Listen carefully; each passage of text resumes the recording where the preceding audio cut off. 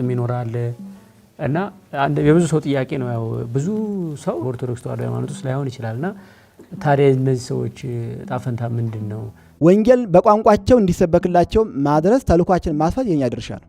እኚህ ሰዎች ወንጌል ሳይሰበክላቸው ሳይጠመቁ ኑረው ባላወቁት ነገር ሊኮንኑ ነው ወይ የሚለው ይሄ ፍትሐ እግዚአብሔር ነው፣ የኛ አይደለም። አሁን እኛ ምን ጸርቅም ምናጸርቅም ምንኮንን እኛ አይደለንም። የሚያጸርቅም እግዚአብሔር ነው፣ የሚኮንንም እግዚአብሔር ነው። እኛ ድርሻችን ሐዋርያዊ ተልኮ ተሰጥቶናል።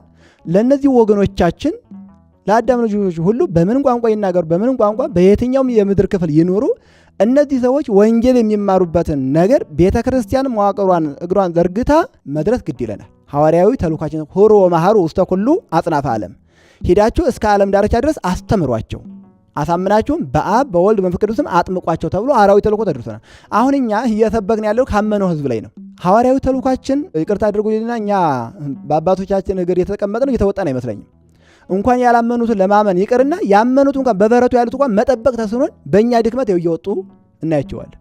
ስለዚህ እስከ ምድር ዳርቻ ሄዳችሁ አስተምሩ ነው የተባልነው። ትምህርት በማስተማር ነገር ወንጌልን የወንጌሉን ቃል ማድረስ ይኖርብናል። በተለያየ ምክንያት ተደርሶላቸው ተነግሮላቸው ካላመኑ ግን የኛ ፍርድ አይደለም፣ የእግዚአብሔር ነው። ምክንያቱም ያመነ የተጠመቀ ይድናል ነው። ብዙዎች ናቸው፣ አዎ ብዙዎች ናቸው። ይሄ ታወቀ ነው።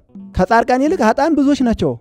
ነገር ግን ምን ይላሉ አበው በምሳሌ ሲናገሩ የኃጥአን መብዛት የጻድቃን ማነስ እግዚአብሔርን ያሳዝነው።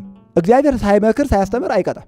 ለምሳሌ በኖህ ዘመን የነበሩት ሰዎች ብናያቸው አስተማሪ ኖህ ልኮላቸዋል፣ ስላልተመለሱ ተቀጡ። በሰዶም ጊዜ የነበሩ ሰዎችም አስተማሪ ሎ ተሰጥቷቸዋል፣ አልተመለሱም፣ ተቀጡ።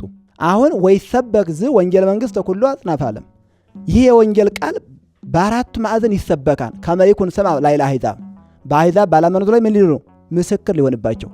አሁን ወንጌል እያንዳንዱ የአዳም ልጅ እጁ ላይ ገብቷል። ሰው የሚባለው ደግሞ አይኑ፣ ጆሮ፣ እጁ፣ እግሩ አይደለም ሰውን ሰው የሚያሰኘው። ይሄ ለእንስሳትም አላቸው። አርቆ ማሰብ፣ አስተዋይ አይምሮ፣ ነባቢት ለባዊት ነው የተሰጠው ሰው እኔ ምንድን ነኝ፣ ትክክለኛው ሃይማኖት እግዚአብሔር የሚያገኝበት ምንድን ነው ብሎ በእጁ ላይ ባለው መምህር ተምሮ መለወጥ ድርሻው። ስለዚህ ወንጌል በአሁኑ ጊዜ ያልተሰበከበት ቦታ የለም። ጆሮ